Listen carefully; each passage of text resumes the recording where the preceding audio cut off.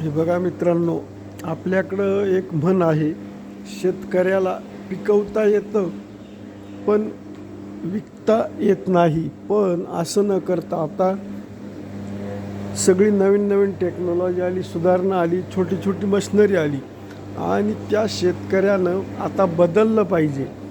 जो शेतकरी बदलल त्याचीच शेती आहे. जुनी पारंपरिक पद्धतीनं शेती करण्याची वेळ आता राहिलेली नाही. खूप नवीन नवीन तंत्रज्ञान आलं आणि सगळ्यात महत्त्वाचं, पूर्वी 10-20 वर्षाच्या अगोदर मोठी मशिनरी होती. आता अगदी 10,000पासून मशिनरी आहे. ही अगदी 300-400 लिटरपर्यंतची ही आमची छोटी मशिनरी आहे. हा व्यवसाय सुरू करण्यासाठी फक्त 1-1.5 लाख रुपये लागतात. खवा, तूप, पनीर, पेढे हे 3-4 आयटम हे सर्व इथं बनवता येतात. फार कष्ट नाही आणि फार मोठा भांडवलाचा सुद्धा हा धंदा नाही. पण दुधापेक्षा दुप्पट पैसे मिळवून देण्याची हा धंदा आहे. हे आता तूप बनवण्याचं काम चालू आहे. बघा, अगदी छोटी छोटी मशिनरी, हे क्रीम स्ट्रेक्टर आहे, हे तूप काढण्याचं काम चालू आहे. खवासुद्धा बनवता येतो.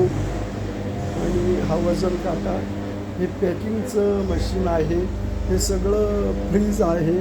अगदी छोटी छोटी मशिनरी 1-1.5 लाखातच सगळा तुमचा व्यवसाय सुरू होतो आहे. बघा किती छोटी छोटी मशिनरी आहे, पण अगदी तुमचं कितीही मोठं खटलं असलं, 10-20 माणसांचं कुटुंब यावर चालू शकतं. 200-300 लिटरपर्यंतचं दूध ह्या इतक्या छोट्या मशिनरीत तुमचं रोजचं होऊ शकतं आहे.